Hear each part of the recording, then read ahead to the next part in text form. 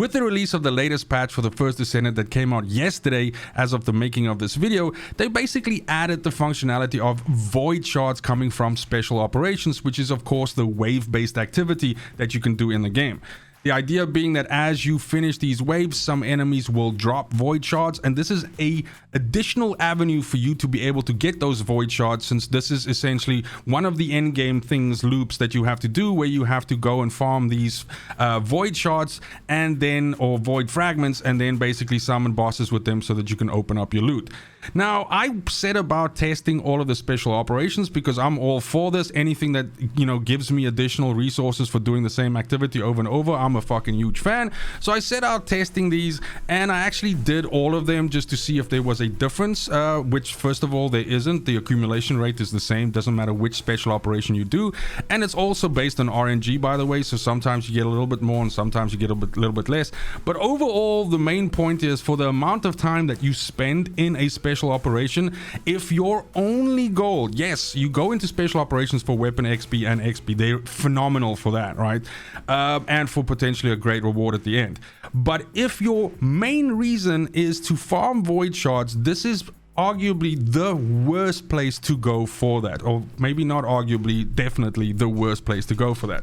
The accumulation rate based on the amount of time that you spend doing the activity is woefully low, and so it does not compare to you just spending the same amount of time just actually grinding out these at the tower activities matched with whichever element that you're trying to do it.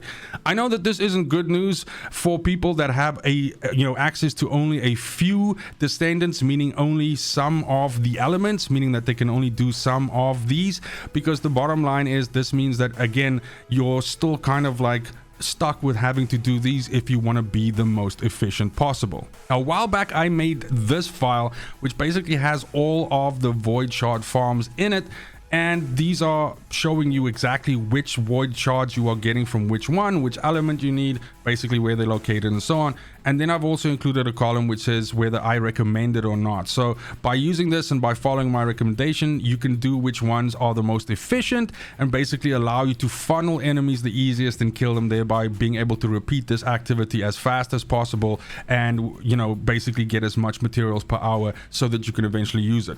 Do not use the special operations to gather these void shards. It is going to be a lot slower than just doing it this way. So rather just dedicate the same amount of time and do this. You're still going to get weapon XP, you're still going to get character XP, probably not as good as you would be getting from the special operations, but the bottom line is you'll be saving a little bit of your sanity because you'll be getting the void shards from here. Of course, this document is linked in the description below, and if they ever change anything with this or further on increase the quantities more, they've already done this once, it's possible they might do it again, I will of course be updating this file, so it'll always be here for you to use. Plus there's other things that I'm also adding to this. This is a living, breathing document with more things being added to it all the time, so feel free to use it. I appreciate you. And that's it for the video. Thank you so much for watching, especially if you made it this far.